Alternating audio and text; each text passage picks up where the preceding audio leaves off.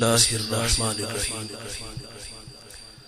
پڑھیے الصلاۃ والسلام علیک یا رسول اللہ وعلی آلک و اصحابک یا سیدی یا حبیب اللہ الصلاۃ والسلام علیک یا رحمت للعالمین وعلی آلک و اصحابک یا سیدی یا حبیب اللہ۔ چند باتیں آپ کے گوش گزار کر کے گفتگو سمیٹ لوں گا۔ دعا ہے اللہ حق بیان کرنے کی توفیق عطا فرمائے اور قابل عمل باتوں پر ہم سب کو عمل کر کے زندگی کی راہوں کو درست کرنے کی توفیق عطا فرمائے۔ ارشاد باری تعالیٰ ہے وَلَوْ كُنْتَ فَظًّا غَلِيظَ الْقَلْبِ لَانفَضُّوا مِنْ حَوْلِكَ، فرمایا محبوب اگر آپ کا دل سخت اور مزاج تند ہوتا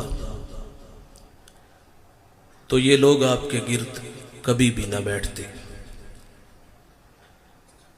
جب غزوہ خیبر ہوا تو کچھ لوگ پلٹ گئے، دوبارہ حضور کی خدمت میں حاضر ہوتے ہیں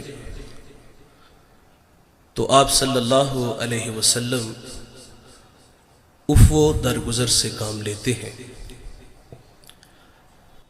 حاضرین مجلس، دین محبت سے پھیلا ہے، دین حسن اخلاق سے پھیلا ہے۔ ایک ہندو شاعر کہتا ہے یہ لڑتے قبائل کو کس نے بتایا، محبت نہیں ہے تو کچھ بھی نہیں ہے۔ کائنات کی چمک، کائنات کی رونق، یہ سب محبت کے دم قدم سے ہے۔ نبی رحمت صلی اللہ علیہ وسلم فرماتے ہیں تم میں اچھا وہ ہے جس کا اخلاق اچھا ہے، اور وہ اچھا نہیں ہے جس کا اخلاق اچھا نہیں ہے۔ حضور کی خدمت میں ایک خاتون کا تذکرہ کیا گیا کہ بندہ نواز صوم و صلات کی پابند ہے، لیکن اس کے رویے سے اس کا ہمسایہ اذیت میں ہے، تو فرمایا وہ عورت جہنمی ہے۔ آقا فرماتے ہیں گھر خریدنے سے پہلے ہمسایہ اور سفر کرنے سے پہلے ہم سفر دیکھ لیا کرو۔ اور حضرت علی رضی اللہ تعالیٰ عنہ کا قول ہے،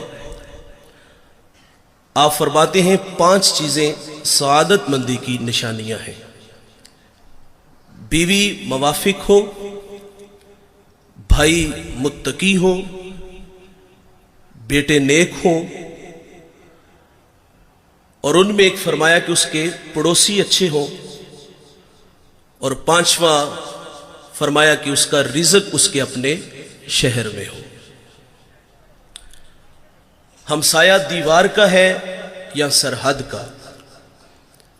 اگر ہمسائے اچھے میسر نہ آئے تو زندگی عذاب ہو جاتی ہے، اور اگر کسی کو اچھے ہمسائے مل جائیں تو یہ بہت بڑی دولت ہے۔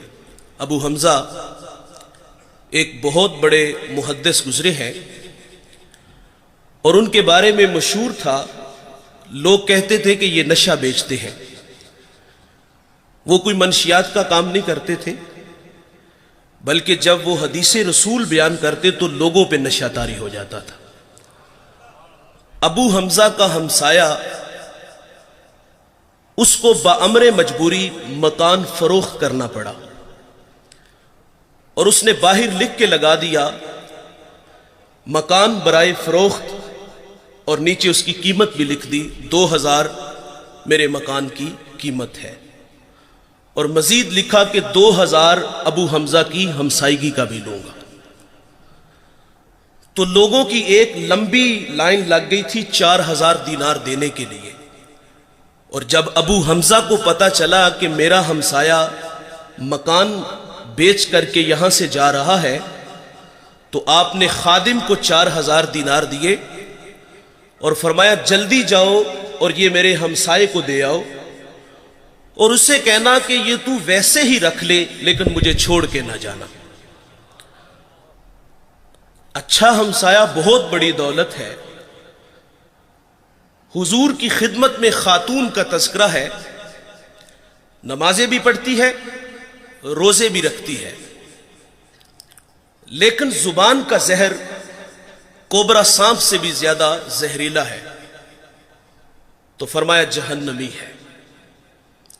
اسی طرح ایک اور عورت کا تذکرہ ہوا، معمول کی نمازیں ہیں، معمول کے روزے ہیں، لیکن اس کے رویے سے اس کا ہمسایہ خوش ہے، تو میرے نبی فرماتے ہیں وہ عورت جنتی ہے۔ جنت کا معیار کیا ہے؟ میٹھے بول، اچھے اخلاق۔ امام منذری الترغیب والترہیب میں ایک روایت لائے ہیں، یہ 6 صدی کے محدث ہیں، حدیث کی معتبر کتاب ہے۔ حضور کی خدمت میں ایک جوان حاضر ہوا جس کا نام نامی اسم گرامی جابر بن سلیم تھا۔ حضور سے پہلی ملاقات تھی اور اللہ نے اپنے محبوب کو یہ کمال بخشا تھا کہ آپ پہلی ہی ملاقات میں اپنا بنا لیتے تھے۔ ان کے بول بہاروں جیسے اور اصحاب ستاروں جیسے، مٹھیاں مٹھیاں بولیاں مدنی ڈول دیاں، کنا دے وچ رہندیاں مشری گول دیاں۔ میٹھی میٹھی باتیں سنی من میں اتر گئی، ایمان نصیب ہوا۔ جانے لگے تو حضور سے عرض کرتے ہیں آقا میرے دامن میں کچھ حکمت کے موتی ڈال دیجئے۔ جو ابھی ابھی ایمان لایا ہے اس کو حضور نبی رحمت صلی اللہ علیہ وسلم نے پہلی نصیحت کیا فرمائی؟ نماز پڑھا کرو، روزے رکھو، حج کے لیے نکلو، مال کے نصاب ہو تو زکوٰۃ دو۔ جو ابھی ابھی ایمان لایا ہے اس کو سب سے پہلی نصیحت یہ ارشاد فرمائی، لا تسبن احدا، فرمایا جابر کسی کو گالی نہ دینا، اس کو اخلاق سکھائے۔ اور آپ فرماتے پھر میں نے ساری زندگی کسی جانور کو بھی گالی نہیں دی۔ ہمارے بچے بولنا سیکھتے ہیں تو گالیاں سیکھتے ہیں۔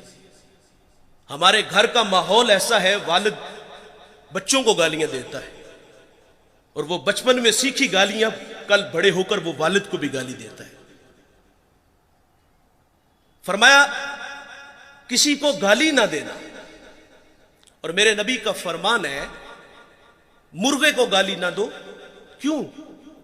فرمایا اس لیے کہ وہ تمہیں نماز کے لیے اٹھاتا ہے۔ یہاں رک کر کے ایک جملہ عرض کروں گا، فرمایا مرغے کو گالی نہ دو، وہ تمہیں نماز کے لیے اٹھاتا ہے۔ آج لوگ علماء کو گالیاں دیتے ہیں جو لوگوں کو دین سکھاتے ہیں، جنہیں استنجا کرنے کا بھی پتہ نہیں نہ ہوتا، جو منہ میں آتا ہے وہ کہہ دیتا ہے۔ فرمایا پسو کو بھی گالی نہ دو۔ تعلیم تو یہ ہے کہ کسی پر لعنت بھی نہ کرو۔ سیدنا صدیق اکبر رضی اللہ تعالیٰ عنہ فرماتے ہیں ایک دن مجھے غلام پہ غصہ آ گیا اور میں نے اس پہ لعنت کر دی، تو نبی رحمت صلی اللہ علیہ وسلم فرماتے لعین وصدیقین کلا ورب الکعبہ، صدیق بھی ہو اور لعنت بھی کرے، رب کعبہ کی قسم ایسا ہرگز نہیں ہو سکتا۔ تو آپ جی ہی جی میں شرمسار ہوئے اور اس غلام کو آپ نے کفارے کے طور پہ آزاد کر دیا۔ جابر کو حضور نے پہلی نصیحت فرمائی کہ کسی کو گالی نہ دینا۔ دوسری نصیحت فرمائی کہ جابر نیکی کو حقیر نہ جاننا۔ ہم لوگ گزر جاتے ہیں اس خیال سے کہ بھلا اس کا اجر کیا ہوگا۔ رحمت حق بہانہ می جوید، اللہ کی رحمت بندے کو بخشنے کے بہانے ڈھونڈتی ہے۔ ایک بہت بڑے محدث دنیا سے گئے، کسی کو خواب میں ملے تو پوچھا سنائیں صاحب کیسے ہیں؟ کہا جنت کا باغ ہے قبر، آسودہ ہوں. تو اس نے عرض کی کہ آپ کا کون سا عمل آپ کی بخشش کا سبب بنا؟ تو کہا ایک چھوٹا سا عمل. کہا وہ کیا؟ انہوں نے بتایا کہ میں ایک دفعہ حدیث لکھنے بیٹھا, سیاہی میں قلم ڈبویا, باہر نکالا, لکھنے لگا کہ اس پہ ایک مکھی آ کے بیٹھ گئی. فرماتے میں نے اس خیال سے قلم کو روک لیا کہ یہ مخلوق خدا ہے, پیٹ کی پیاس بجھا لے میں پھر لکھ لوں گا. کہتے اللہ کو میری یہ ادا پسند آئی اور اللہ نے میری مغفرت فرما دی. جابر کو حضور نے ایک اور نصیحت فرمائی کہ جابر بن سلیم, جس سے بھی ملو تو خندہ پیشانی سے ملو. ہم سٹیٹس کو باہر رکھتے ہیں, مذہبی لوگ ہیں ہم. غریب آدمی ٹائم لینے آ جائے تو ہم ٹائم بھی نہیں دیتے, کوئی مسئلہ پوچھنے آ جائے تو ہم مسئلہ بھی نہیں بتاتے. انتہائی معذرت سے کہوں گا, ایک بندہ ڈسٹرکٹ منڈی بہاولدین سے چلا ہے, ایک کراچی سے چلا ہے, ایک پنڈی سے ہی چلا ہے. وہ لمبا سفر کر کے ہمارے پاس آیا ہے اور اس کی حیثیت کو دیکھ کر تسبیح دے کے مسجد کی نکر میں بٹھا دیا جائے کہ یہاں بیٹھ کے وظیفہ کرو. دیکھیے ہم جب کسی کے ہاتھوں میں ہاتھ دیتے ہیں تو وظائف کی کوئی کمی نہیں ہوتی. 1.25 لاکھ مرتبہ پہلا کلمہ پڑھنا ہے, درود پڑھنا ہے, استغفار پڑھنا ہے. ایک وظیفہ ختم ہوتا ہے تو دوسرا ملتا ہے. وظائف کی تو کمی نہیں. وہ تو کوئی کندھا تلاش کرنے آیا تھا کہ جہاں سر رکھ کے وہ روئے. وہ من کا کوئی دکھڑا کہنے آیا تھا, لیکن اس کو نظر انداز کیوں کیا گیا کہ اس کے پاس صرف آنے جانے کا کرایہ ہے. وہ واصف علی واصف کہتے ہیں تسلیم کے بعد تحقیق گمراہی ہوتی ہے. اس نے تو دل سے اپنا کہا تھا اور وہ جو ہے وہ عقیدت میں بیٹھ کے وظیفے میں مشغول ہے, لیکن اچانک اس نے اپنی آنکھوں سے ایک منظر دیکھا کہ ایک کلف لگے کپڑوں میں آیا اور اس کے آگے پیچھے خدام ہے, اور وہ سیدھا حجرے میں چلا گیا اور اندر سے آواز سنتا ہے کہ آپ کسی کے ہاں پیغام بیچ دیتے تو میں خود ہی آ جاتا. بتائیے اگر یہ رویے ہمارے ہوئے تو لوگوں کو دین کہاں سے ملے گا؟ اور جو باہر بیٹھ کے وظیفے میں مشغول تھا, اس کے دل پہ جو نشتر اور تیر چلے اس کا مداوع کس نے کرنا تھا؟ جس سے بھی ملو تو خندہ پیشانی سے ملو. آپ اپنے ملازم سے اس طرح بات کیا کرو جس طرح اپنے بیٹے سے بات کرتے. میرے قریب آقا صلی اللہ علیہ وسلم عید کے دن عیدگاہ کی طرف تشریف لے کے جا رہے ہیں. سریرا کھلا میدان آیا, بچے عید کی خوشیوں میں مسرور تھے, لیکن ایک جانب عجیب تماشا تھا. ایک بچہ ہے, تن پہ جو پیرہن ہے وہ پھٹا ہوا ہے, آنکھیں نمناک ہیں. حضور گزرے کہ اس بچے کو دیکھا تو قدم رک گئے اور فرمایا بیٹے آپ کیوں رو رہے ہو؟ شاید کہ وہ حضور کو پہچان نہ سکا. عرض کرتا ہے کہ فلاں غزوے میں میرے والد حضور کے ساتھ تھے کہ شہید ہو گئے. میں یتیم ہو گیا, ماں بیوہ ہو گئی, ماں نے دوسرا نکاح کر لیا, ستیلے باپ نے میرے مال پہ قبضہ کر لیا اور مجھے دھکے دے کے گھر سے نکال دیا. تو آقا فرماتے ہیں بیٹے کیا تو اس بات پہ راضی نہیں کہ محمد تیرے باپ لگے, عائشہ تیری ماں لگے, فاطمہ تیری بہن لگے, علی تیرے چچا لگے اور حسن و حسین تیرے بھائی لگے. وہ بچہ کہتا ہے اگر یہ سارے رشتے میرے ہیں تو مجھے اور چاہیے بھی کیا. حضور عیدگاہ نہیں گئے, اس بیٹے کو لیا, گھر تشریف لے آئے, اس کو کھانا دیا, لباس دیا, پھر انگلی تھامی اور عیدگاہ کی طرف تشریف لائے. سریرا جب کھلا میدان آیا نا تو وہی بچے جو عید کی خوشیوں میں مسرور تھے اور اس کے تن پر قیمتی لباس دیکھا اور اب نبی رحمت صلی اللہ علیہ وسلم کی انگلی تھام کے عیدگاہ کی طرف جا رہا تھا تو پھٹی نگاہوں سے دیکھ کے کسی نے کہہ دیا بھائی جان ابھی تو رو رہے تھے. اب فخر سے کہتا ہے میں بھوکا تھا مجھے کھانا ملا, میں ننگا تھا مجھے لباس ملا, میں یتیم تھا مجھے ابو جی محمد ملے، عائشہ ماں ملی، فاطمہ بہن ملی، علی چچا ملے، حسن و حسین بھائی ملے۔ وہ کہتا ہے اب بھی میں رہوں، جس سے بھی ملو تو خندہ پیشانی سے۔ امام راضی ایک یتیم کا تذکرہ کرتے ہیں، جب اس کا والد دنیا سے چلا گیا تو ماں کے تن پہ جو قمیض تھی وہ جگہ جگہ سے پھٹی ہوئی تھی۔ ماں سے کہتا ہے ماں اگر رخصت دو تو چچا سے آپ کے لیے قمیض نہ لے آؤں۔ ماں نے کہا بیٹے تو عرب کی روایت سے واقف نہیں، تیرا چچا تجھے قمیض نہیں دے گا، دھکے دے گا۔ بچپنے کی معصومیت تھی کہ محبت میں ماں سے الجھ بیٹھا۔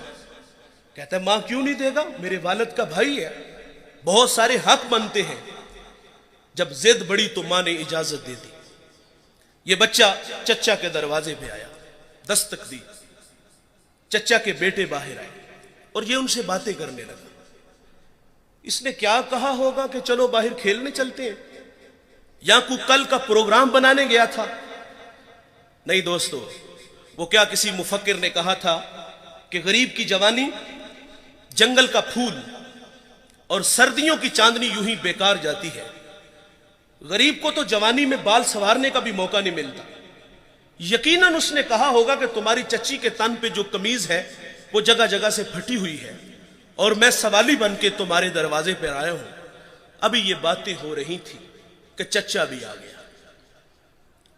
چچا نے بھتیجے کو دیکھا تو کیا بچھڑا بھائی یاد آ گیا؟ نہیں۔ کیا آنکھیں نمناک ہوئیں؟ نہیں۔ کیا دل میں کوئی گداز اترا؟ نہیں دوستو۔ کیا شفقت کے لیے اس نے بازو پھیلائے؟ نہیں میرے بھائی، اس نے اپنے بچوں کو کمرے میں بھیجا اور یتیم کو دھکا دیتے ہوئے کہتا ہے منحوس پلٹ جا، کہیں تیری نحوست کی وجہ سے میرے بچے یتیم نہ ہو جائیں۔ آپ گینا دل ٹوٹ گیا، آنکھوں سے آنسو بہہ نکلے۔ آقا فرماتے جب یتیم روتا ہے تو اللہ کا عرش بھی کانپ اٹھتا ہے۔ یہ دکھتا ہوا دل لے کے واپس پلٹا، سرے راہ حضور کے غلام سے ملاقات ہوئی۔ اس نے کہا بچے کیوں رو رہے ہو؟ کسی نے مارا؟ کسی نے دل دکھایا؟ کہا ہاں، مجھے عرب کی تلخ ہواؤں نے رلا دیا، میں یتیم ہوں، دھکے کھا کے آیا ہوں۔ تو کہا بیٹے گھبرا نہیں، اس دنیا میں وہ آ گیا ہے جو دکھیوں کے دکھ بانٹتا ہے، جو بے سہاروں کو سہارا دیتا ہے، وہ نبیوں میں رحمت لقب پانے والا، مرادیں غریبوں کی بھر لانے والا، وہ اپنے پراؤں کا غم کھانے والا، مصیبت میں غیروں کے کام آنے والا۔ کہا میرے نبی محمد دنیا میں جلوہ گر ہو چکے ہیں، اس وقت حرم میں بیٹھے ہیں، جاؤ جو مانگو گے وہ عطا کریں گے۔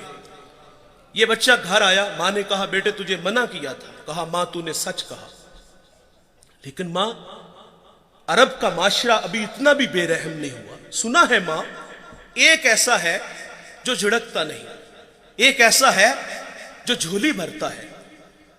ماں کہتی بیٹے وہ کون ہے؟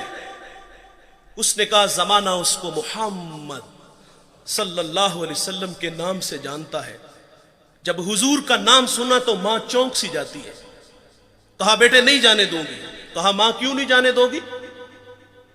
تو والدہ کہتی سنا ہے جو اس سے ملتا ہے وہ اپنی باتیں بھول جاتا ہے اور اس کے دین دھرم کو قبول کرتا ہے۔ اس نے کہا ماں میں نے قمیض لینی ہے، دے دیں گے ٹھیک، نہیں تو لوٹ آؤں گا۔ یہ بچہ حضور کی خدمت میں حاضر ہوا۔ اس پہ کچھ تقاضے بنتے تھے، مانگنے کے کچھ آداب ہوتے ہیں نا۔ سائل ہمارے دروازوں پر بھی آتے ہیں اور کیا کچھ نہیں ہمیں کہتے، سیٹھ صاحب، شیخ صاحب، مولانا صاحب، کاروبار کے لیے دعائیں، بچوں کو دعائیں، پھر مٹھی آٹا یا 2 آنے ملتے ہیں۔ اس بچے پہ تقاضا بنتا تھا پہلے یتیمی کا داغ دکھاتا، پھر اپنوں کے رویے بتاتا، پھر سرے راہ ملنے والے حضور کے غلام کی کہانی چھیڑتا کہ میں نے سنا ہے آپ کے بارے میں آپ بڑے رحیم ہو، بڑے کریم ہو، مہربان ہو، جو مانگو عطا کرتے ہو۔ اتنا تو حق بنتا تھا، لیکن دوستو اس بچے نے کوئی ایسی بات نہیں کی۔ اس نے آگے کہا جناب والا میں نے آپ کے دین کو قبول نہیں کرنا، میں آپ سے ایک قمیض لینے آیا ہوں، میری ماں کے تن پہ جو قمیض ہے وہ جگہ جگہ سے پھٹی ہوئی ہے۔ حضور ناراض نہیں ہوتے، कमीज के बटन खोलते हैं, उतारते हैं और उस यतीम को अता फरमा देते हैं। और फिर यूं बाजू फैला के फरमाया, आजो बेटे मैं मोहम्मद के सीने से लग जाऊं, जिससे भी मिलो तो खंदा पेशानी से मिलो। जाबिर बिन सुलैम रदी अल्लाह ताला अन्हु फरमाते हैं, हुजूर ने मुझे एक और नसीहत इरशाद फरमाई। जाबिर बिन सुलैम, किसी को शर्मिंदा न करना, यह भी अखलाक से गिरी हुई बात है और हम कदम कदम पे करते हैं। देखे भाई, इंसान की फितरत में भूल जाना है। कोई बंदा मरने से पहले आ जाए, हाथ जोड़ के कह दे कि या अल्लाह आज के बाद गुनाह नहीं करूंगा, यह उसका वादा है कि जो मेरी चौखट पे 2 आंसू ले आता है, मैं उसके गुनाह को लोहे महफूज से मिटा देता हूं। हम तो माइल बकरम है, कोई साइल ही नहीं, राह दिखलाएं किसे, कोई रह रवे मंजिल ही नहीं। जो गुनाह छोड़ देते हैं, आदत बारी ताला है, वो उनके गुनाहों को माफ कर देता है। बनी इसराइल में एक जवान था जिसका नाम किफल है। किफल किसी शरीफ आदमी का नाम नहीं, बहुत बड़ा बदमाश है। और उसकी बदमाशी क्या है, वो गरीबों की बेटियों को लूटता था। एक दफा उसने 60 दिनार में किसी मजबूर बेटी को खरीदा, खलवत में उसके पास गया, देखा तो वो रो रही थी। किफल समझता था कि मेरे पहलू में आने वाली हर बेटी बेगैरत होती है, लेकिन यहां बरसते आंसू देखे तो कदम रुक गए। सवाल करते कि क्यों रो रही हो? उसने कहा, किफल मैं शौक से नहीं आई, मुझे भूख तेरे तक खींच लाई है, मुझे गुर्बत तेरे तक खींच लाई है। यहां एक जुमला अर्ज करूंगा, जब मालदार लोग, जब सरमायादार लोग, जब वडेरे लोग गरीबों का हक नहीं ना देते, तो फिर गरीबों की बेटियां नीलाम हो जाती हैं। ये डायमंड मंडियां, ये बाजारे हुसन, ये कोठे, ये कंजरियां उस वक्त बनती हैं जब हम इनका हक नहीं देते।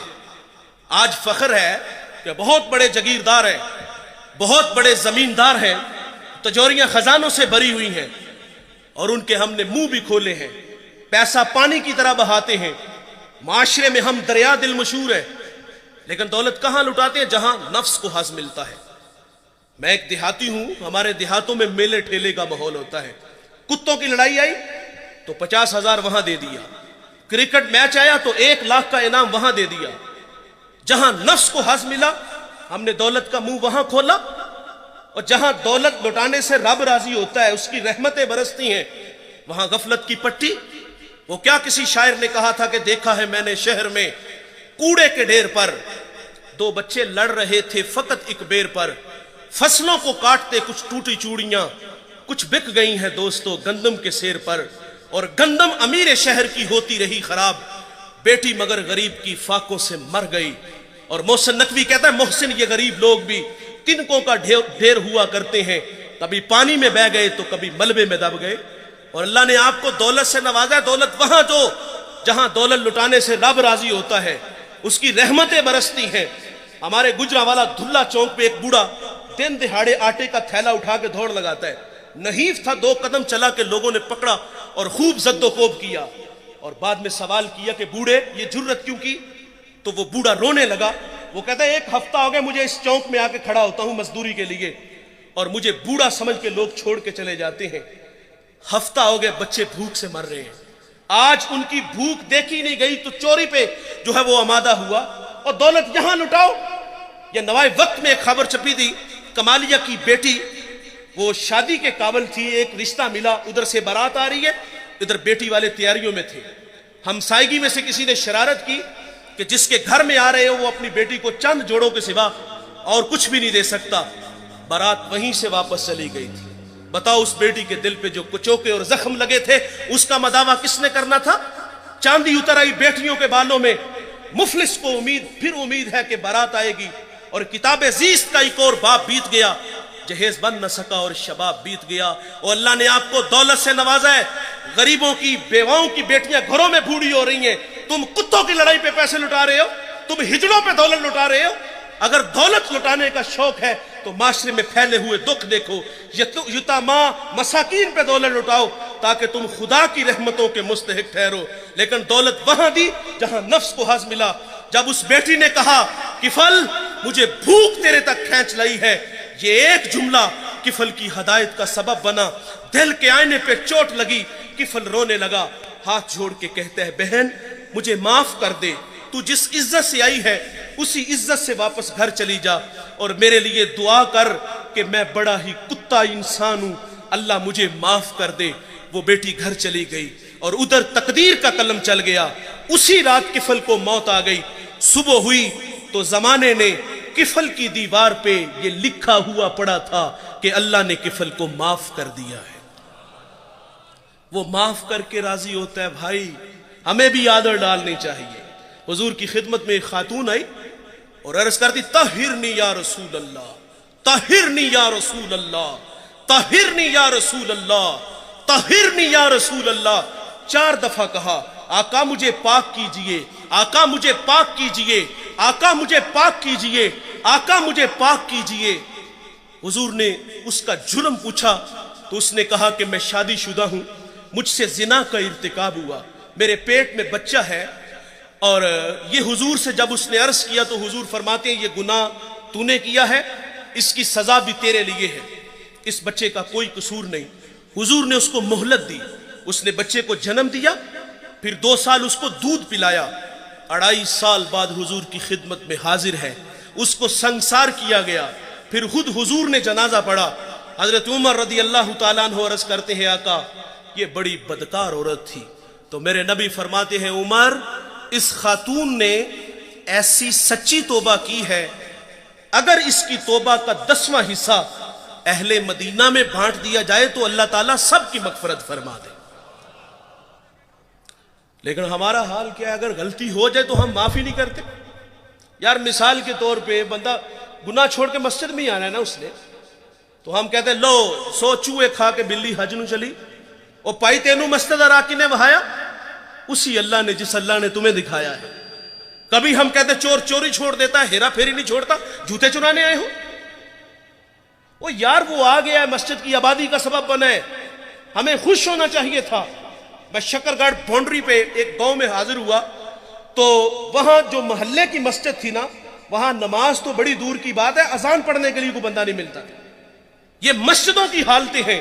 اقبال جب اندلس گیا، قرطبہ مسجد جس کے 1400 ستون ہیں، اسے اجڑا دیکھا تو اقبال وہاں پھوٹ پھوٹ کے رویا تھا کہ رو رہی ہے آج ایک ٹوٹی ہوئی مینا اسے، کل تلک جس ساکی کے گردش میں پیمانے رہے، خیر تو ساکی سہی مگر پلائے گا کسے، اب نہ میں کش باقی رہے نہ میں خانے رہے۔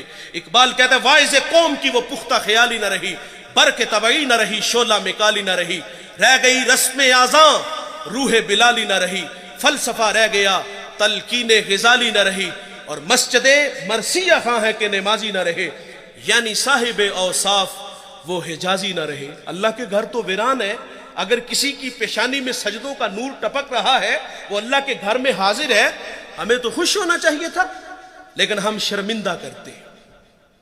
جب اللہ معاف کر دیتا ہے تو ہمیں بھی عادت ڈالنی چاہیے۔ علامہ سعدی لکھتے ہیں، شارح مسلم مفسر قرآن، ایک بوڑھے کا تذکرہ کرتے، وہ ہر سال حج کے لیے جاتا تھا۔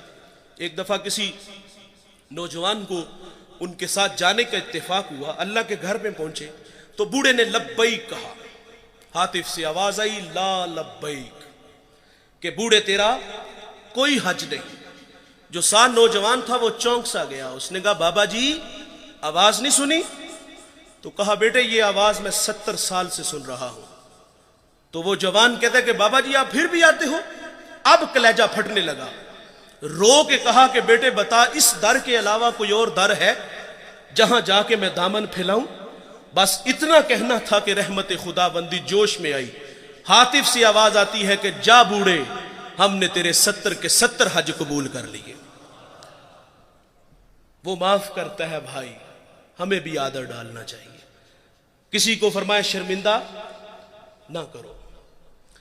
نبی رحمت صلی اللہ علیہ وسلم کی اقتداء میں صحابہ نماز کے لیے کھڑے ہیں، بالکل جماعت کا ٹائم تھا کہ کسی کی ہوا خارج ہو گئی، جماعت کا وقت ہے، ظاہر ہے وہ فوری اٹھے گا اور جا کے وضو بنائے گا.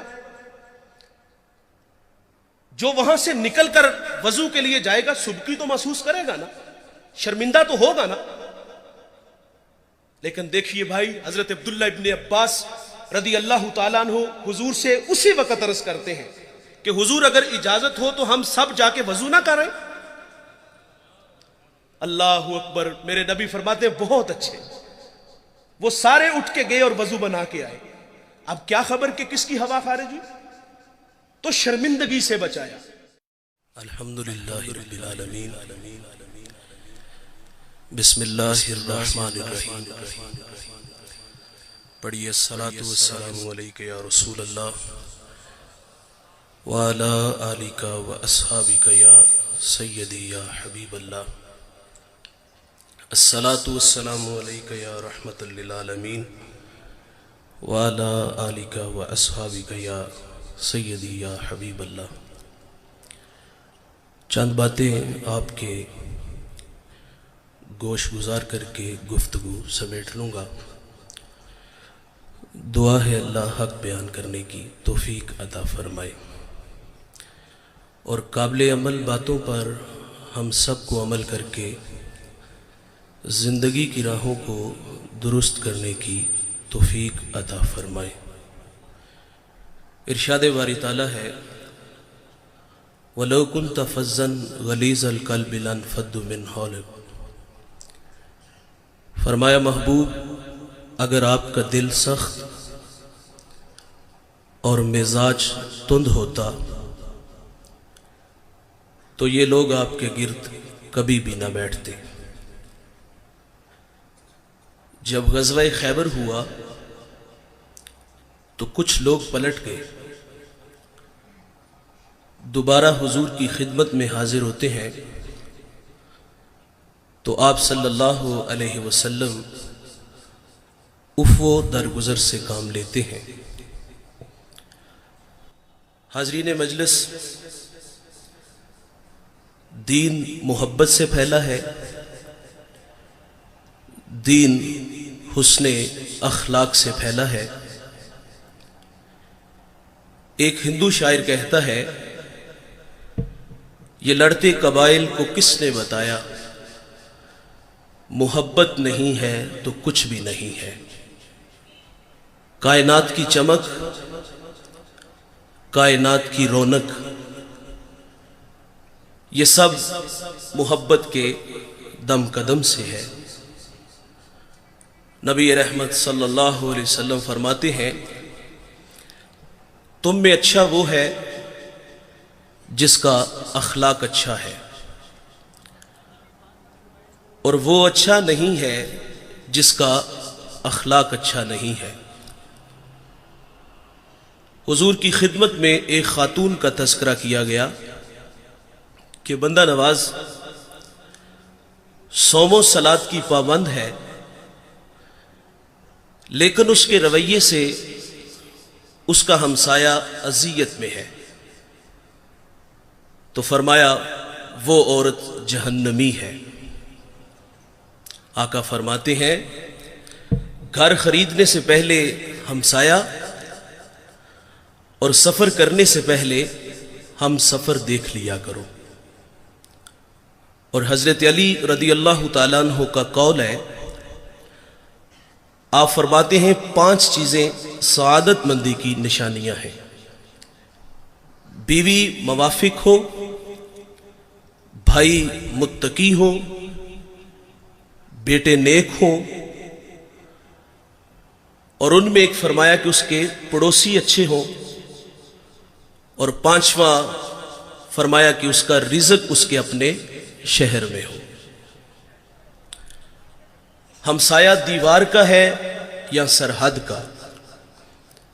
اگر ہمسائے اچھے میسر نہ آئے تو زندگی عذاب ہو جاتی ہے, اور اگر کسی کو اچھے ہمسائے مل جائیں تو یہ بہت بڑی دولت ہے. ابو حمزہ ایک بہت بڑے محدث گزرے ہیں, اور ان کے بارے میں مشہور تھا, لوگ کہتے تھے کہ یہ نشہ بیچتے ہیں. وہ کوئی منشیات کا کام نہیں کرتے تھے, بلکہ جب وہ حدیث رسول بیان کرتے تو لوگوں پہ نشہ طاری ہو جاتا تھا۔ ابو حمزہ کا ہمسایہ اس کو بامر مجبوری مکان فروخت کرنا پڑا، اور اس نے باہر لکھ کے لگا دیا مکان برائے فروخت، اور نیچے اس کی قیمت بھی لکھ دی 2000 میرے مکان کی قیمت ہے، اور مزید لکھا کہ 2000 ابو حمزہ کی ہمسائیگی کا بھی لوں گا۔ تو لوگوں کی ایک لمبی لائن لگ گئی تھی 4000 دینار دینے کے لیے، اور جب ابو حمزہ کو پتا چلا کہ میرا ہمسایہ مکان بیچ کر کے یہاں سے جا رہا ہے، تو آپ نے خادم کو 4000 دینار دیے اور فرمایا جلدی جاؤ اور یہ میرے ہمسائے کو دے آؤ، اور اسے کہنا کہ یہ تو ویسے ہی رکھ لے لیکن مجھے چھوڑ کے نہ جانا۔ اچھا ہمسایہ بہت بڑی دولت ہے۔ حضور کی خدمت میں خاتون کا تذکرہ ہے، نمازیں بھی پڑھتی ہے، روزے بھی رکھتی ہے، لیکن زبان کا زہر کوبرا سانپ سے بھی زیادہ زہریلا ہے، تو فرمایا جہنمی ہے۔ اسی طرح ایک اور عورت کا تذکرہ ہوا، معمول کی نمازیں ہیں، معمول کے روزے ہیں، لیکن اس کے رویے سے اس کا ہمسایہ خوش ہے، تو میرے نبی فرماتے ہیں وہ عورت جنتی ہے۔ جنت کا معیار کیا ہے؟ میٹھے بول، اچھے اخلاق۔ امام منذری الترغیب والترہیب میں ایک روایت لائے ہیں، یہ 6 صدی کے محدث ہیں، حدیث کی معتبر کتاب ہے۔ حضور کی خدمت میں ایک جوان حاضر ہوا جس کا نام نامی اسم گرامی جابر بن سلیم تھا۔ حضور سے پہلی ملاقات تھی، اور اللہ نے اپنے محبوب کو یہ کمال بخشا تھا کہ آپ پہلی ہی ملاقات میں اپنا بنا لیتے تھے۔ ان کے بول بہاروں جیسے اور اصحاب ستاروں جیسے، مٹھیاں مٹھیاں بولیاں مدنی ڈول دیاں، کنا دے وچ رہندیاں مشری گول دیاں۔ میٹھی میٹھی باتیں سنی من میں اتر گئی، ایمان نصیب ہوا۔ جانے لگے تو حضور سے عرض کرتے ہیں آقا میرے دامن میں کچھ حکمت کے موتی ڈال دیجئے۔ جو ابھی ابھی ایمان لایا ہے اس کو حضور نبی رحمت صلی اللہ علیہ وسلم نے پہلی نصیحت کیا فرمائی؟ نماز پڑھا کرو، روزے رکھو، حج کے لیے نکلو، مال کے نصاب ہو تو زکات دو۔ جو ابھی ابھی ایمان لایا ہے اس کو سب سے پہلی نصیحت یہ ارشاد فرمائی، لا تسبن احدا، فرمایا جابر کسی کو گالی نہ دینا، اس کو اخلاق سکھائی۔ اور آپ فرماتے پھر میں نے ساری زندگی کسی جانور کو بھی گالی نہیں دی۔ ہمارے بچے بولنا سیکھتے ہیں تو گالیاں سیکھتے ہیں۔ ہمارے گھر کا ماحول ایسا ہے، والد بچوں کو گالیاں دیتا ہے، اور وہ بچپن میں سیکھی گالیاں کل بڑے ہو کر وہ والد کو بھی گالی دیتا ہے۔ فرمایا کسی کو گالی نہ دینا، اور میرے نبی کا فرمان ہے مرغے کو گالی نہ دو۔ کیوں؟ فرمایا اس لیے کہ وہ تمہیں نماز کے لیے اٹھاتا ہے۔ یہاں رک کر کے ایک جملہ عرض کروں گا، فرمایا مرغے کو گالی نہ دو، وہ تمہیں نماز کے لیے اٹھاتا ہے۔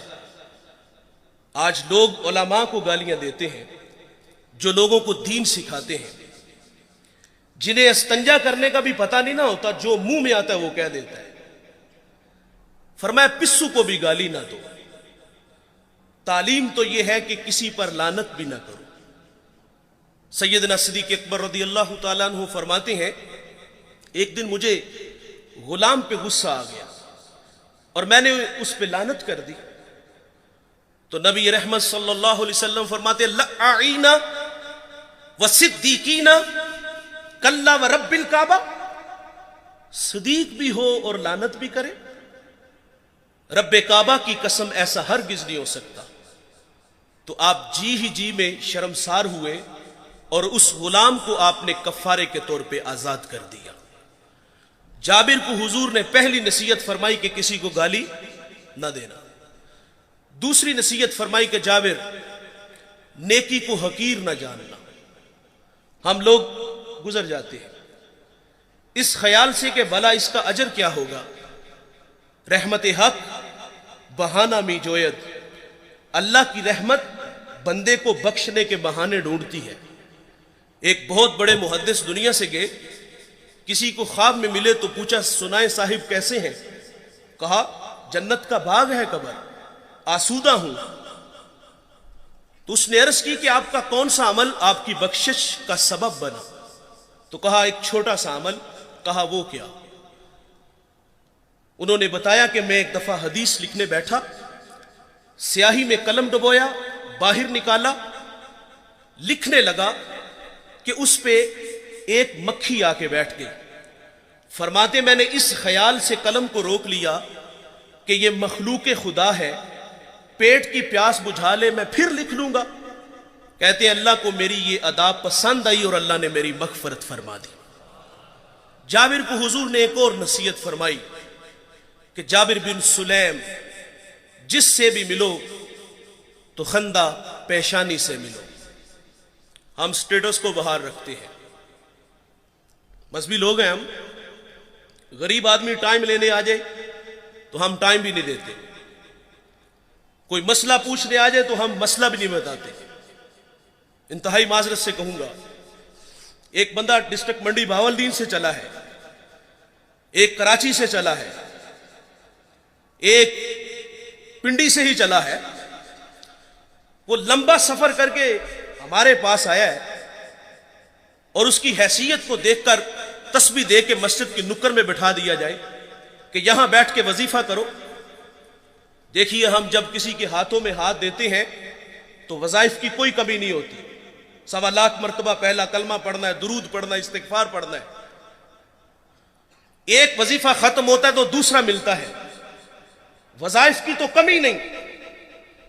وہ تو کوئی کندھا تلاش کرنے آیا تھا کہ جہاں سر رکھ کے وہ روئے، وہ من کا کوئی دکھڑا کہنے آیا تھا، لیکن اس کو نظر انداز کیوں کیا گیا کہ اس کے پاس صرف آنے جانے کا کرایہ ہے۔ وہ واصف علی واصف کہتے ہیں تسلیم کے بعد تحقیق گمراہی ہوتی ہے۔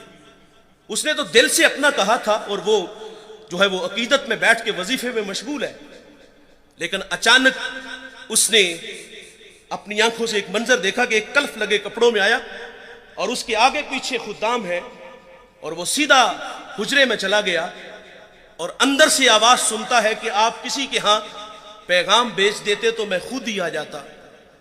بتائیے اگر یہ رویے ہمارے ہوئے تو لوگوں کو دین کہاں سے ملے گا؟ اور جو باہر بیٹھ کے وظیفے میں مشغول تھا، اس کے دل پہ جو نشتر اور تیر چلے اس کا مداوع کس نے کرنا تھا؟ جس سے بھی ملو تو خندہ پیشانی سے ملو۔ آپ اپنے ملازم سے اس طرح بات کیا کرو جس طرح اپنے بیٹے سے بات کرتے ہو۔ میرے کریم آقا صلی اللہ علیہ وسلم عید کے دن عیدگاہ کی طرف تشریف لے کے جا رہے ہیں، سریرا کھلا میدان آیا، بچے عید کی خوشیوں میں مسرور تھے، لیکن ایک جانب عجیب تماشا تھا۔ ایک بچہ ہے، تن پہ جو پیرہن ہے وہ پھٹا ہوا ہے، آنکھیں نمناک ہیں۔ حضور گزرے کہ اس بچے کو دیکھا تو قدم رک گئے اور فرمایا بیٹے آپ کیوں رو رہے ہو؟ شاید کہ وہ حضور کو پہچان نہ سکا، عرض کرتا ہے کہ فلاں غزوے میں میرے والد حضور کے ساتھ تھے کہ شہید ہو گئے، میں یتیم ہو گیا، ماں بیوہ ہو گئی، ماں نے دوسرا نکاح کر لیا، ستیلے باپ نے میرے مال پہ قبضہ کر لیا اور مجھے دھکے دے کے گھر سے نکال دیا۔ تو آقا فرماتے ہیں بیٹے کیا تو اس بات پہ راضی نہیں کہ محمد تیرے باپ لگے، عائشہ تیری ماں لگے، فاطمہ تیری بہن لگے، علی تیرے چچا لگے اور حسن و حسین تیرے بھائی لگے۔ وہ بچہ کہتا ہے اگر یہ سارے رشتے میرے ہیں تو مجھے اور چاہیے بھی کیا؟ حضور عیدگاہ نہیں گئے، اس بیٹے کو لیا گھر تشریف لے آئے، اس کو کھانا دیا، لباس دیا، پھر انگلی تھامی اور عیدگاہ کی طرف تشریف لائے۔ سرے راہ جب کھلا میدان آیا نا، تو وہی بچے جو عید کی خوشیوں میں مسرور تھے اور اس کے تن پر قیمتی لباس دیکھا، اور اب نبی رحمت صلی اللہ علیہ وسلم کی انگلی تھام کے عیدگاہ کی طرف جا رہا تھا، تو پھٹی نگاہوں سے دیکھ کے کسی نے کہہ دیا، بھائی جان ابھی تو رو رہے تھے۔ اب فخر سے کہتا ہے، میں بھوکا تھا مجھے کھانا ملا، میں ننگا تھا مجھے لباس ملا، میں یتیم تھا مجھے ابو جی محمد ملے، عائشہ ماں ملی، فاطمہ بہن ملی، علی چچا ملے، حسن و حسین بھائی ملے۔ وہ کہتا ہے اب بھی میں رہوں، جس سے بھی ملو تو خندہ پیشانی سے۔ امام راضی ایک یتیم کا تذکرہ کرتے ہیں، جب اس کا والد دنیا سے چلا گیا تو ماں کے تن پہ جو قمیض تھی وہ جگہ جگہ سے پھٹی ہوئی تھی۔ ماں سے کہتا ہے، ماں اگر رخصت دو تو چچا سے آپ کے لیے قمیض نہ لے آؤں۔ ماں نے کہا، بیٹے تو عرب کی روایت سے واقف نہیں، تیرا چچا تجھے قمیض نہیں دے گا، دھکے دے گا۔ بچپنے کی معصومیت تھی کہ محبت میں ماں سے الجھ بیٹھا۔ کہتا ہے، ماں کیوں نہیں دے گا، میرے والد کا بھائی ہے، بہت سارے حق بنتے ہیں۔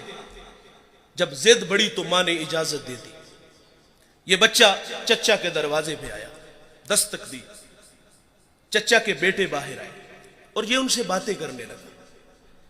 اس نے کیا کہا ہوگا کہ چلو باہر کھیلنے چلتے ہیں، یا کوئی کل کا پروگرام بنانے گیا تھا؟ نہیں دوستو، وہ کیا کسی مفکر نے کہا تھا کہ غریب کی جوانی جنگل کا پھول اور سردیوں کی چاندنی یوں ہی بیکار جاتی ہے۔ غریب کو تو جوانی میں بال سنوارنے کا بھی موقع نہیں ملتا۔ یقیناً اس نے کہا ہوگا کہ تمہاری چچی کے تن پہ جو قمیض ہے وہ جگہ جگہ سے پھٹی ہوئی ہے، اور میں سوالی بن کے تمہارے دروازے پر آیا ہوں۔ ابھی یہ باتیں ہو رہی تھی کہ چچا بھی آ گیا۔ چچا نے بھتیجے کو دیکھا تو کیا بچھڑا بھائی یاد آ گیا؟ نہیں۔ کیا آنکھیں نمناک ہوئیں؟ نہیں۔ کیا دل میں کوئی گداز اترا؟ نہیں دوستو۔ کیا شفقت کے لیے اس نے بازو پھیلائے؟ نہیں میرے بھائی۔ اس نے اپنے بچوں کو کمرے میں بھیجا اور یتیم کو دھکا دیتے ہوئے کہتا ہے، منحوس پلٹ جا، کہیں تیری نحوست کی وجہ سے میرے بچے یتیم نہ ہو جائیں۔ آپ گینا دل ٹوٹ گیا، آنکھوں سے آنسو بہہ نکلے۔ آقا فرماتے، جب یتیم روتا ہے تو اللہ کا عرش بھی کانپ اٹھتا ہے۔ یہ دکھتا ہوا دل لے کے واپس پلٹا۔ سرے راہ حضور کے غلام سے ملاقات ہوئی۔ اس نے کہا، بچے کیوں رو رہے ہو؟ کسی نے مارا؟ کسی نے دل دکھایا؟ کہا، ہاں مجھے عرب کی تلخ ہواؤں نے رلا دیا، میں یتیم ہوں، دھکے کھا کے آیا ہوں۔ تو کہا، بیٹے گھبرا نہیں، اس دنیا میں وہ آ گیا ہے جو دکھیوں کے دکھ بانٹتا ہے، جو بے سہاروں کو سہارا دیتا ہے۔ وہ نبیوں میں رحمت لقب پانے والا، مرادیں غریبوں کی بھر لانے والا، وہ اپنے پراؤں کا غم کھانے والا، مصیبت میں غیروں کے کام آنے والا۔ کہا، میرے نبی محمد دنیا میں جلوہ گر ہو چکے ہیں، اس وقت حرم میں بیٹھے ہیں، جاؤ جو مانگو گے وہ عطا کریں گے۔ یہ بچہ گھر آیا، ماں نے کہا، بیٹے تجھے منع کیا تھا۔ کہا، ماں تو نے سچ کہا، لیکن ماں عرب کا معاشرہ ابھی اتنا بھی بے رحم نہیں ہوا۔ سنا ہے ماں، ایک ایسا ہے جو جھڑکتا نہیں، ایک ایسا ہے جو جھولی بھرتا ہے۔ ماں کہتی، بیٹے وہ کون ہے؟ اس نے کہا، زمانہ اس کو محمد صلی اللہ علیہ وسلم کے نام سے جانتا ہے۔ جب حضور کا نام سنا تو ماں چونک سی جاتی ہے۔ کہا، بیٹے نہیں جانے دوں گی۔ کہا، ماں کیوں نہیں جانے دو گی؟ تو والدہ کہتی، سنا ہے جو اس سے ملتا ہے وہ اپنی باتیں بھول جاتا ہے اور اس کے دین دھرم کو قبول کرتا ہے۔ اس نے کہا، ماں میں نے قمیض لینی ہے، دے دیں گے ٹھیک، نہیں تو لوٹ آؤں گا۔ یہ بچہ حضور کی خدمت میں حاضر ہوا۔ اس پہ کچھ تقاضے بنتے تھے، مانگنے کے کچھ آداب ہوتے ہیں نا۔ سائل ہمارے دروازوں پر بھی آتے ہیں اور کیا کچھ نہیں ہمیں کہتے، سیٹھ صاحب، شیخ صاحب، مولانا صاحب، کاروبار کے لیے دعائیں، بچوں کو دعائیں، پھر مٹھی آٹا یا 2 آنے ملتے ہیں۔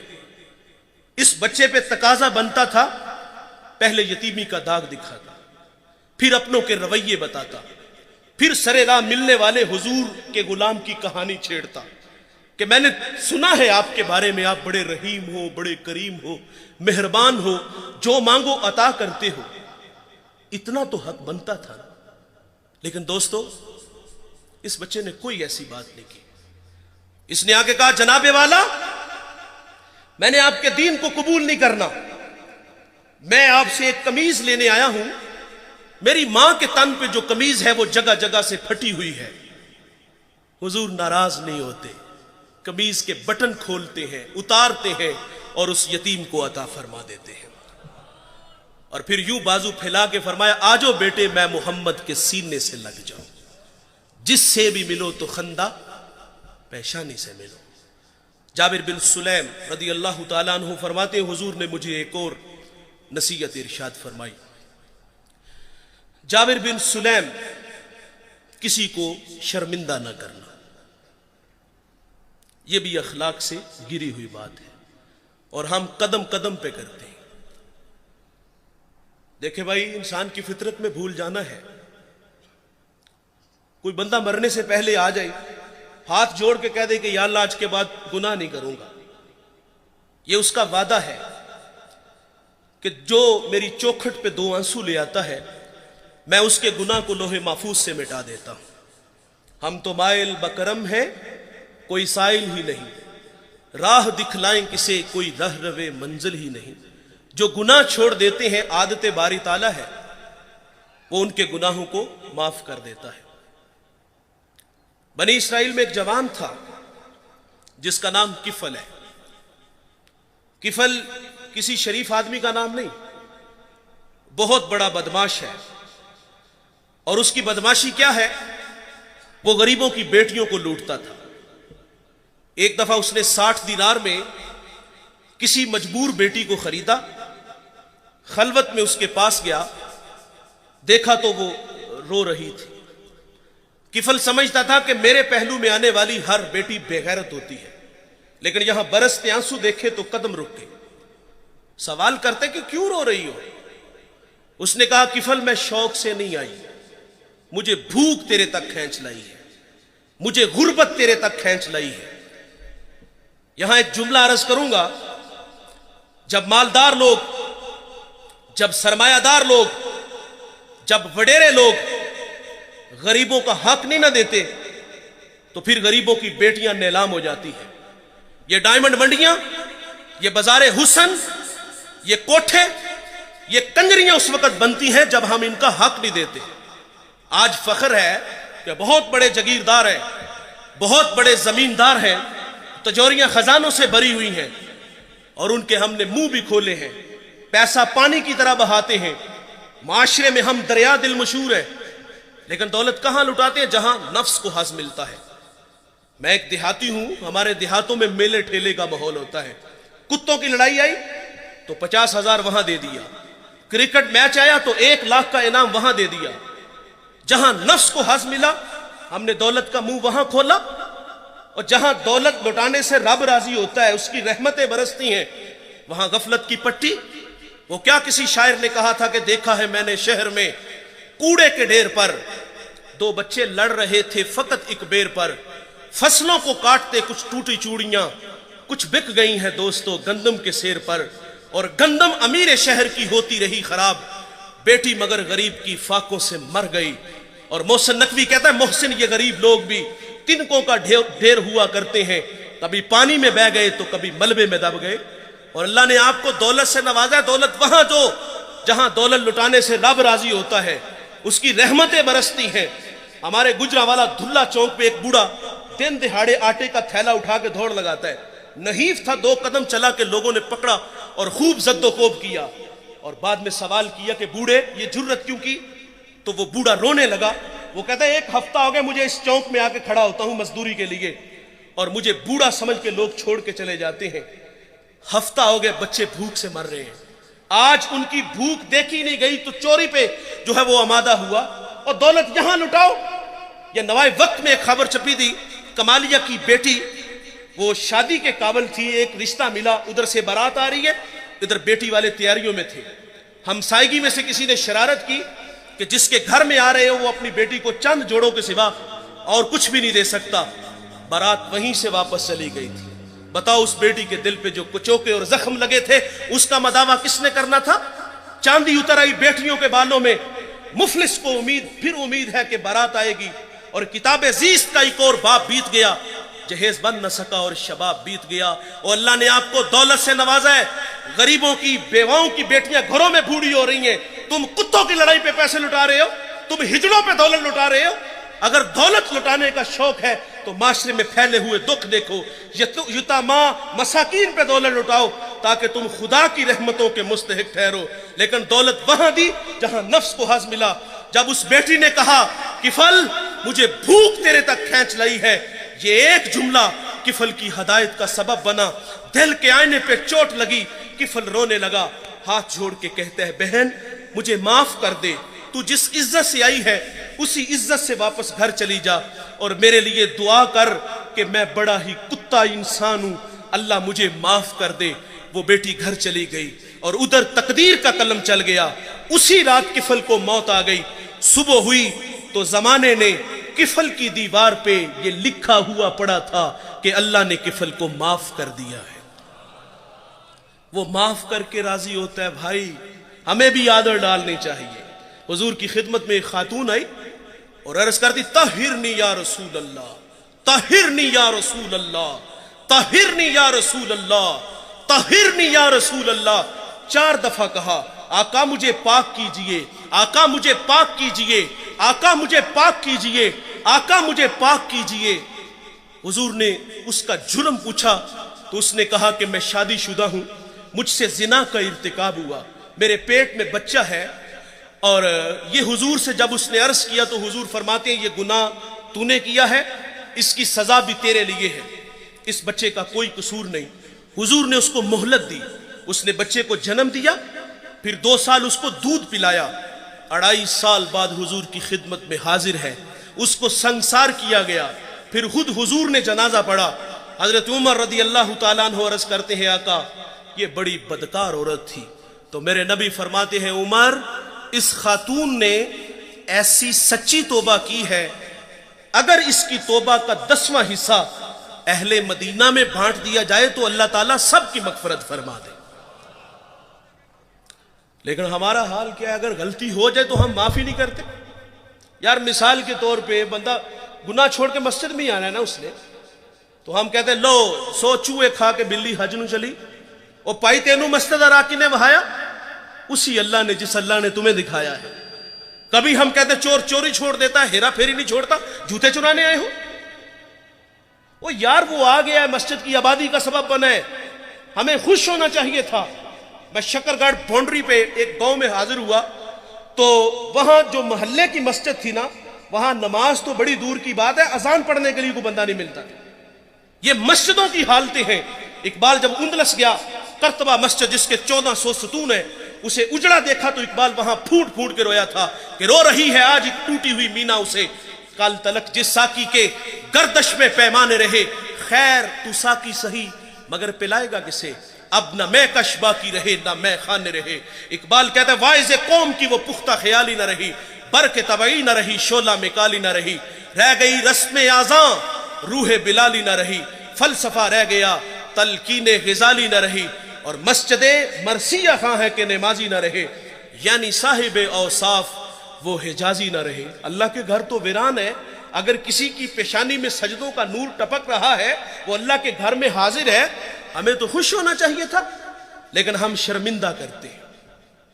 جب اللہ معاف کر دیتا ہے تو ہمیں بھی عادت ڈالنی چاہیے۔ علامہ سعدی لکھتے ہیں، شارح مسلم مفسر قرآن، ایک بوڑھے کا تذکرہ کرتے، وہ ہر سال حج کے لیے جاتا تھا۔ ایک دفعہ کسی نوجوان کو ان کے ساتھ جانے کا اتفاق ہوا، اللہ کے گھر میں پہنچے تو بوڑھے نے لبیک کہا، ہاتف سے آواز آئی لا لبیک، کہ بوڑھے تیرا کوئی حج نہیں۔ جو ساتھ نوجوان تھا وہ چونک سا گیا، اس نے کہا بابا جی آواز نہیں سنی؟ تو کہا بیٹے یہ آواز میں 70 سال سے سن رہا ہوں۔ تو وہ جوان کہتا ہے کہ بابا جی آپ پھر بھی آتے ہو؟ اب کلیجہ پھٹنے لگا، رو کے کہا کہ بیٹے بتا اس در کے علاوہ کوئی اور در ہے جہاں جا کے میں دامن پھیلاؤں؟ بس اتنا کہنا تھا کہ رحمت خدا بندی جوش میں آئی، ہاتف سی آواز آتی ہے کہ جا بوڑھے، ہم نے تیرے 70 کے 70 حج قبول کر لیے۔ وہ معاف کرتا ہے بھائی، ہمیں بھی آدر ڈالنا چاہیے۔ کسی کو فرمایا شرمندہ نہ کرو۔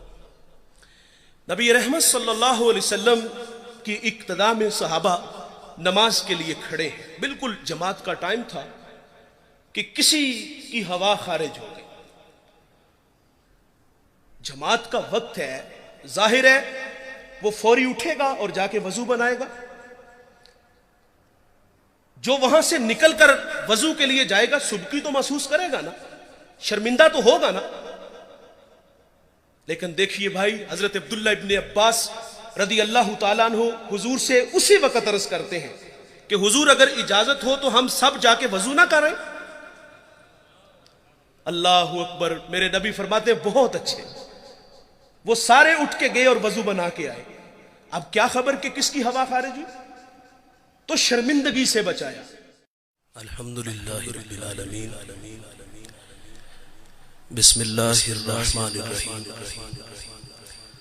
پڑھیے الصلاۃ والسلام علیک یا رسول اللہ وعلی آلک واصحابک یا سیدی یا حبیب اللہ، الصلاۃ والسلام علیک یا رحمت للعالمین وعلی آلک واصحابک یا سیدی یا حبیب اللہ۔ چند باتیں آپ کے گوش گزار کر کے گفتگو سمیٹ لوں گا۔ دعا ہے اللہ حق بیان کرنے کی توفیق عطا فرمائے، اور قابل عمل باتوں پر ہم سب کو عمل کر کے زندگی کی راہوں کو درست کرنے کی توفیق عطا فرمائے۔ ارشاد باری تعالیٰ ہے وَلَوْ كُنْتَ فَظًّا غَلِيظَ الْقَلْبِ لَانفَضُّوا مِنْ حَوْلِكَ، فرمایا محبوب اگر آپ کا دل سخت اور مزاج تند ہوتا تو یہ لوگ آپ کے گرد کبھی بھی نہ بیٹھتے۔ جب غزوہ خیبر ہوا تو کچھ لوگ پلٹ گئے، دوبارہ حضور کی خدمت میں حاضر ہوتے ہیں تو آپ صلی اللہ علیہ وسلم عفو درگزر سے کام لیتے ہیں۔ حاضرین مجلس، دین محبت سے پھیلا ہے، دین حسن اخلاق سے پھیلا ہے۔ ایک ہندو شاعر کہتا ہے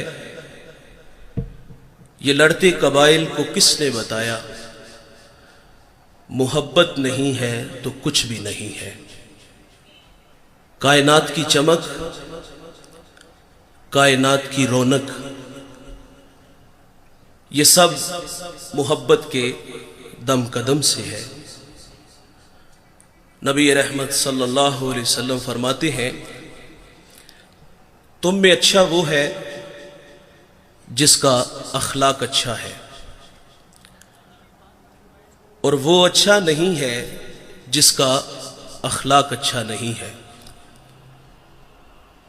حضور کی خدمت میں ایک خاتون کا تذکرہ کیا گیا کہ بندہ نواز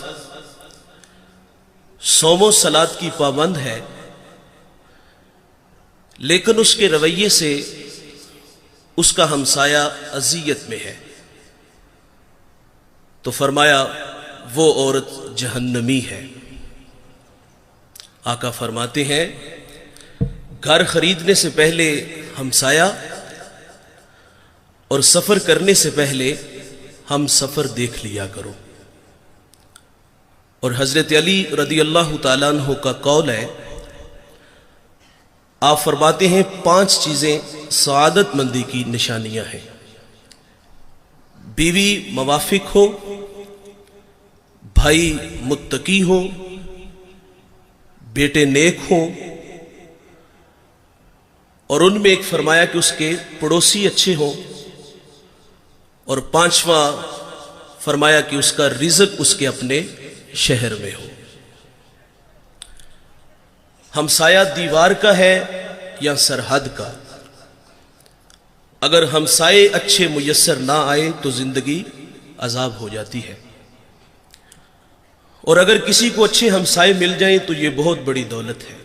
ابو حمزہ ایک بہت بڑے محدث گزرے ہیں، اور ان کے بارے میں مشہور تھا، لوگ کہتے تھے کہ یہ نشہ بیچتے ہیں۔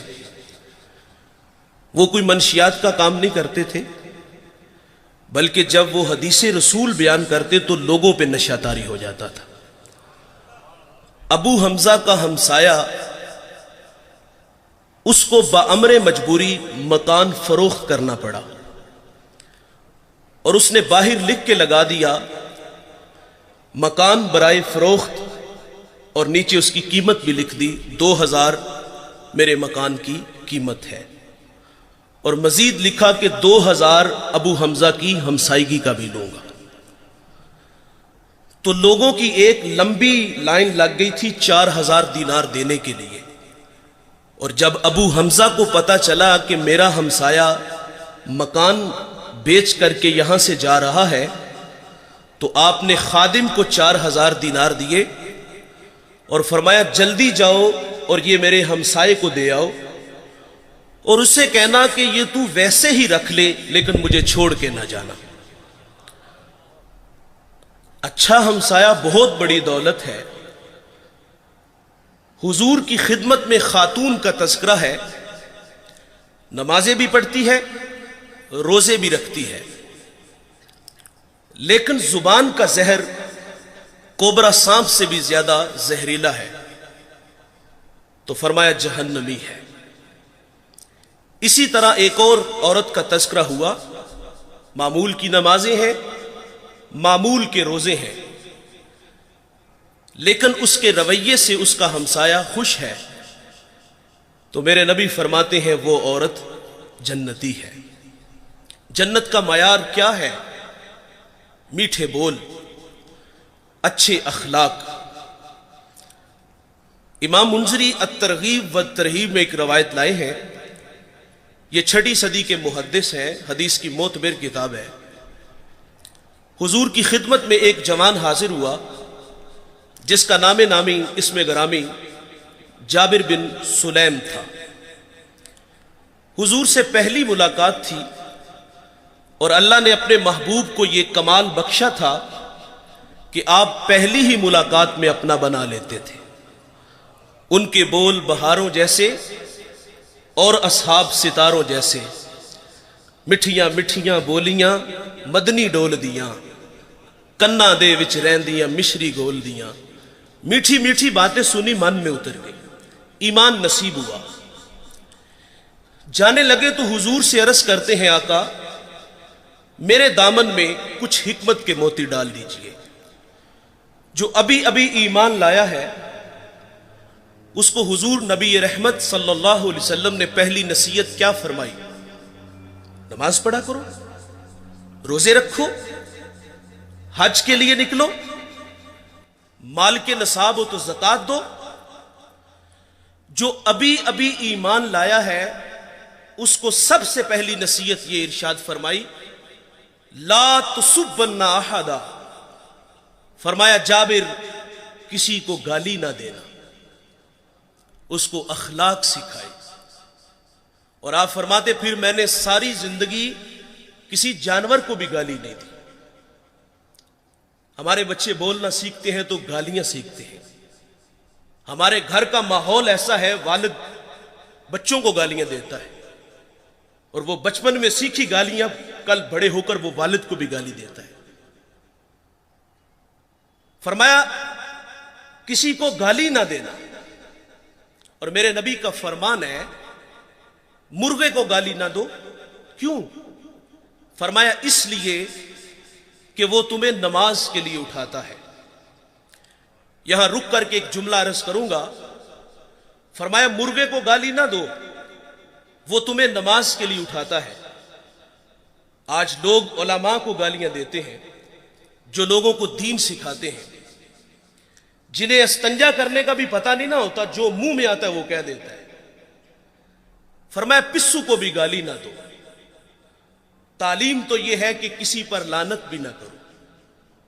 سیدنا صدیق اکبر رضی اللہ تعالیٰ عنہ فرماتے ہیں، ایک دن مجھے غلام پہ غصہ آ گیا اور میں نے اس پہ لعنت کر دی، تو نبی رحمت صلی اللہ علیہ وسلم فرماتے لعین وصدیقین کلا ورب الکعبہ، صدیق بھی ہو اور لعنت بھی کرے، رب کعبہ کی قسم ایسا ہرگز نہیں ہو سکتا۔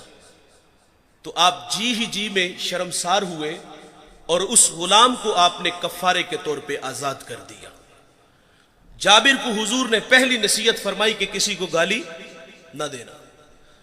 دوسری نصیحت فرمائی کہ جابر نیکی کو حقیر نہ جاننا۔ ہم لوگ گزر جاتے ہیں اس خیال سے کہ بھلا اس کا اجر کیا ہوگا۔ رحمت حق بہانہ می جوید، اللہ کی رحمت بندے کو بخشنے کے بہانے ڈھونڈتی ہے۔ ایک بہت بڑے محدث دنیا سے گئے، کسی کو خواب میں ملے تو پوچھا سنائے صاحب کیسے ہیں؟ کہا جنت کا باغ ہے قبر، آسودہ ہوں۔ تو اس نے عرض کی کہ آپ کا کون سا عمل آپ کی بخشش کا سبب بنا؟ تو کہا ایک چھوٹا سا عمل۔ کہا وہ کیا؟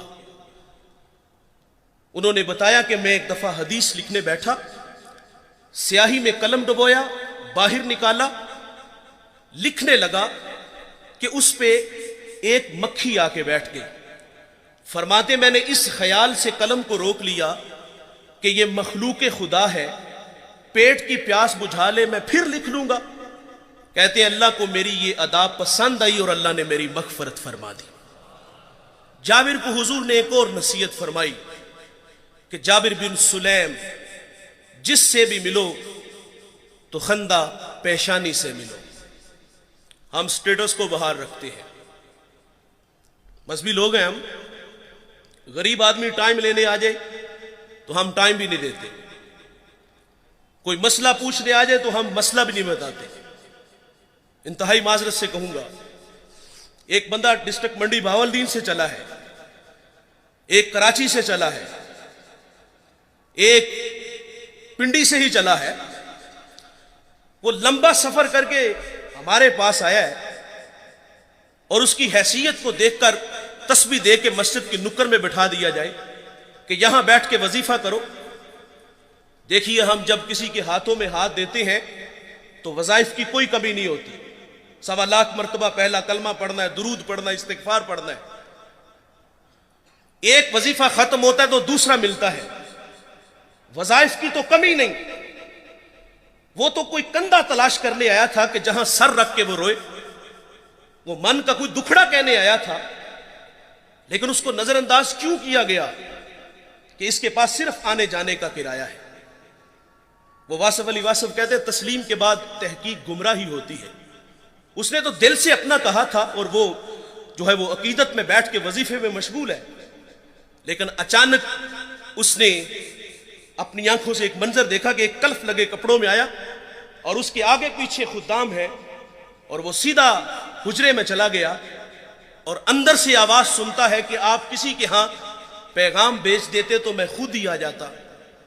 بتائیے اگر یہ رویے ہمارے ہوئے تو لوگوں کو دین کہاں سے ملے گا؟ اور جو باہر بیٹھ کے وظیفے میں مشغول تھا، اس کے دل پہ جو نشتر اور تیر چلے اس کا مداوع کس نے کرنا تھا؟ جس سے بھی ملو تو خندہ پیشانی سے ملو۔ آپ اپنے ملازم سے اس طرح بات کیا کرو جس طرح اپنے بیٹے سے بات کرتے ہو۔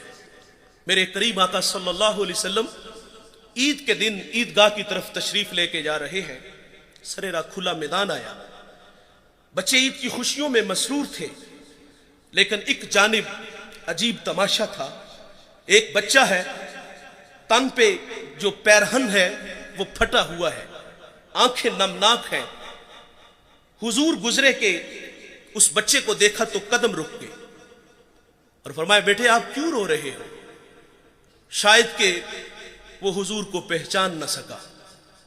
عرض کرتا ہے کہ فلاں غزوے میں میرے والد حضور کے ساتھ تھے کہ شہید ہو گئے، میں یتیم ہو گیا، मां बेवा हो गई, मां ने दूसरा निकाह कर लिया, सुतेले बाप ने मेरे माल पे कब्जा कर लिया और मुझे धक्के दे के घर से निकाल दिया। तो आका फरमाते हैं, बेटे क्या तू इस बात पे राजी नहीं कि मोहम्मद तेरे बाप लगे, आयशा तेरी मां लगे, फातिमा तेरी बहन लगे, अली तेरे चचा लगे और हसन हुसैन तेरे भाई लगे। वो बच्चा कहता है, अगर ये सारे रिश्ते मेरे हैं तो मुझे और चाहिए भी क्या। हुजूर ईदगाह नहीं गए, उस बेटे को लिया, घर तशरीफ ले आए, उसको खाना दिया, लिबास दिया, फिर उंगली थामी और ईदगाह की तरफ तशरीफ लाए। सरेरा जब खुला मैदान आया ना, तो वही बच्चे जो ईद की खुशियों में मसरूर थे और उसके तन पर कीमती लिबास देखा, और अब नबी रहमत सल्लल्लाहु अलैहि वसल्लम की उंगली थाम के ईदगाह की तरफ जा रहा था, तो फटी निगाहों से देख के किसी ने कह दिया, भाईजान अभी तो रो रहे थे। अब फख्र से कहता है, मैं भूखा था मुझे खाना मिला, मैं नंगा था मुझे लिबास मिला, मैं यतीम था मुझे अब्बू जी मोहम्मद मिले, आयशा मां मिली, फातिमा बहन मिली, अली चचा मिले, हसन हुसैन भाई मिले। वो कहता है, अब भी मैं रो, जिससे भी मिलो तो खंदा पेशानी से। इमाम राजी एक यतीम का तस्करा करते हैं, जब उसका वालिद दुनिया से चला गया तो मां के तन पे जो कमीज थी वो जगह जगह से फटी हुई थी। मां से कहता है, मां अगर रुखसत दो तो चचा से आपके लिए कमीज ना ले आऊं। मां ने कहा, बेटे तू अरब की रवायत से वाकिफ नहीं, तेरा चचा तुझे कमीज नहीं देगा, धक्के देगा। बचपने की मासूमियत थी कि मोहब्बत में मां से उलझ बैठा। कहता है, मां क्यों नहीं देगा, मेरे वालिद का भाई है, बहुत सारे हक बनते हैं। जब जिद बड़ी तो मां ने इजाजत दे दी। ये बच्चा चचा के दरवाजे पे आया, दस्तक दी, चचा के बेटे बाहर आए और ये उनसे बातें करने लगा। इसने क्या कहा होगा कि चलो बाहर खेलने चलते हैं, या कोई कल का प्रोग्राम बनाने गया था। नहीं दोस्तों, वो क्या किसी मुफक्किर ने कहा था कि गरीब की जवानी जंगल का फूल और सर्दियों की चांदनी यूं ही बेकार जाती है। गरीब को तो जवानी में बाल संवारने का भी मौका नहीं मिलता। यकीनन उसने कहा होगा कि तुम्हारी चच्ची के तन पे जो कमीज है वो जगह जगह से फटी हुई है और मैं सवाली बन के तुम्हारे दरवाजे पर आया हूं। अभी ये बातें हो रही थी कि चचा भी आ गया। चचा ने भतीजे को देखा तो क्या बिछड़ा भाई याद आ गया? नहीं। क्या आंखें नमनाक हुई? नहीं। क्या दिल में कोई गदाज उतरा? नहीं दोस्तों। क्या शफकत के लिए उसने बाजू फैलाए? नहीं मेरे भाई। उसने अपने बच्चों को कमरे में भेजा और यतीम को धक्का देते हुए कहता है, मनहूस पलट जा, कहीं तेरी नहुसत की वजह से मेरे बच्चे यतीम ना हो जाएं। आप गीना दिल टूट गया, आंखों से आंसू बह निकले। आका फरमाते, जब यतीम रोता है तो अल्लाह का अर्श भी कांप उठता है। ये दुखता हुआ दिल लेके वापस पलटा। सरे राह हुजूर के गुलाम से मुलाकात हुई। उसने कहा, बच्चे क्यों रो रहे हो? किसी ने मारा? किसी ने दिल दुखाया? कहा, हां, मुझे अरब की तल्ख हवाओं ने रुला दिया, मैं यतीम हूं, धक्के खा के आया हूं। तो कहा, बेटे घबरा नहीं, इस दुनिया में वो आ गया है जो दुखियों के दुख बांटता है, जो बेसहारों को सहारा देता है। वो नबियों में रहमत लक़ब पाने वाला, मुरादें गरीबों की भर लाने वाला, वो अपने पराओं का गम खाने वाला, मुसीबत में गैरों के काम आने वाला। कहा, मेरे नबी मोहम्मद दुनिया में जलवागर हो चुके हैं, इस वक्त हरम में बैठे हैं, जाओ जो मांगोगे वो अता करेंगे। ये बच्चा घर आया। मां ने कहा, बेटे तुझे मना किया था। कहा, मां तूने सच कहा, लेकिन मां अरब का माशरा अभी इतना भी बेरहम नहीं हुआ। सुना है मां, एक ऐसा है जो झिड़कता नहीं, एक ऐसा है जो झोली भरता है। मां कहती, बेटे वो कौन है? उसने कहा, जमाना उसको मुहम्मद सल्लल्लाहु अलैहि वसल्लम के नाम से जानता है। जब हुजूर का नाम सुना तो मां चौंक सी जाती है। کہا بیٹے نہیں جانے دوں گی. کہا ماں کیوں نہیں جانے دو گی؟ تو والدہ کہتی سنا ہے جو اس سے ملتا ہے وہ اپنی باتیں بھول جاتا ہے اور اس کے دین دھرم کو قبول کرتا ہے. اس نے کہا ماں میں نے قمیض لینی ہے. دے دیں گے ٹھیک, نہیں تو لوٹ آؤں گا.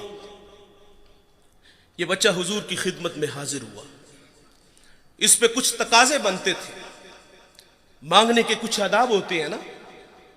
سائل ہمارے دروازوں پر بھی آتے ہیں اور کیا کچھ نہیں ہمیں کہتے, سیٹھ صاحب, شیخ صاحب, مولانا صاحب, کاروبار کے لیے دعائیں, بچوں کو دعائیں, پھر مٹھی آٹا یا 2 آنے ملتے ہیں. اس بچے پہ تقاضا بنتا تھا, پہلے یتیمی کا داغ دکھاتا, پھر اپنوں کے رویے بتاتا, پھر سرے راہ ملنے والے حضور کے غلام کی کہانی چھیڑتا کہ میں نے سنا ہے آپ کے بارے میں, آپ بڑے رحیم ہو, بڑے کریم ہو, مہربان ہو, جو مانگو عطا کرتے ہو. اتنا تو حق بنتا تھا. لیکن دوستو اس بچے نے کوئی ایسی بات نہیں کی. اس نے آگے کہا جناب والا میں نے آپ کے دین کو قبول نہیں کرنا, میں آپ سے ایک قمیض لینے آیا ہوں. میری ماں کے تن پہ جو قمیض ہے وہ جگہ جگہ سے پھٹی ہوئی ہے. حضور ناراض نہیں ہوتے, قمیض کے بٹن کھولتے ہیں, اتارتے ہیں اور اس یتیم کو عطا فرما دیتے ہیں. اور پھر یوں بازو پھیلا کے فرمایا آجو بیٹے میں محمد کے سینے سے لگ جاؤں, جس سے بھی ملو تو خندہ پیشانی سے ملو. جابر بن سلیم رضی اللہ تعالیٰ عنہ فرماتے ہیں حضور نے مجھے ایک اور نصیحت ارشاد فرمائی. جابر بن سلیم کسی کو شرمندہ نہ کرنا, یہ بھی اخلاق سے گری ہوئی بات ہے اور ہم قدم قدم پہ کرتے ہیں. دیکھیں بھائی انسان کی فطرت میں بھول جانا ہے. کوئی بندہ مرنے سے پہلے آ جائے, ہاتھ جوڑ کے کہہ دے کہ یا اللہ آج کے بعد گناہ نہیں کروں گا, یہ اس کا وعدہ ہے کہ جو میری چوکھٹ پہ 2 آنسو لے آتا ہے میں اس کے گناہ کو لوح محفوظ سے مٹا دیتا ہوں. ہم تو مائل بکرم ہیں کوئی سائل ہی نہیں, راہ دکھلائیں کسے کوئی رہ روے منزل ہی نہیں. جو گناہ چھوڑ دیتے ہیں عادت باری تعالیٰ ہے, وہ ان کے گناہوں کو معاف کر دیتا ہے. بنی اسرائیل میں ایک جوان تھا جس کا نام کفل ہے. کفل کسی شریف آدمی کا نام نہیں, بہت بڑا بدماش ہے. اور اس کی بدماشی کیا ہے, وہ غریبوں کی بیٹیوں کو لوٹتا تھا. ایک دفعہ اس نے 60 دینار میں کسی مجبور بیٹی کو خریدا, خلوت میں اس کے پاس گیا, دیکھا تو وہ رو رہی تھی. کفل سمجھتا تھا کہ میرے پہلو میں آنے والی ہر بیٹی بے غیرت ہوتی ہے, لیکن یہاں برستے آنسو دیکھے تو قدم رک گئے. سوال کرتے کہ کیوں رو رہی ہو؟ اس نے کہا کفل میں شوق سے نہیں آئی, مجھے بھوک تیرے تک کھینچ لائی ہے, مجھے غربت تیرے تک کھینچ لائی ہے. یہاں ایک جملہ عرض کروں گا, جب مالدار لوگ, جب سرمایہ دار لوگ, جب وڈیرے لوگ غریبوں کا حق نہیں نہ دیتے تو پھر غریبوں کی بیٹیاں نیلام ہو جاتی ہیں. یہ ڈائمنڈ منڈیاں, یہ بازار حسن, یہ کوٹھے, یہ کنجریاں اس وقت بنتی ہیں جب ہم ان کا حق نہیں دیتے. آج فخر ہے کہ بہت بڑے جگیردار ہیں, بہت بڑے زمیندار ہیں, تجوریاں خزانوں سے بھری ہوئی ہیں اور ان کے ہم نے منہ بھی کھولے ہیں, پیسہ پانی کی طرح بہاتے ہیں. معاشرے میں ہم دریا دل مشہور ہیں, لیکن دولت کہاں لٹاتے ہیں؟ جہاں نفس کو حظ ملتا ہے. میں ایک دیہاتی ہوں, ہمارے دیہاتوں میں میلے ٹھیلے کا ماحول ہوتا ہے.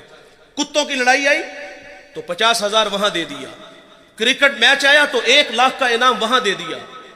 جہاں نفس کو حظ ملا ہم نے دولت کا منہ وہاں کھولا, اور جہاں دولت لٹانے سے رب راضی ہوتا ہے, اس کی رحمتیں برستی ہیں, وہاں غفلت کی پٹی.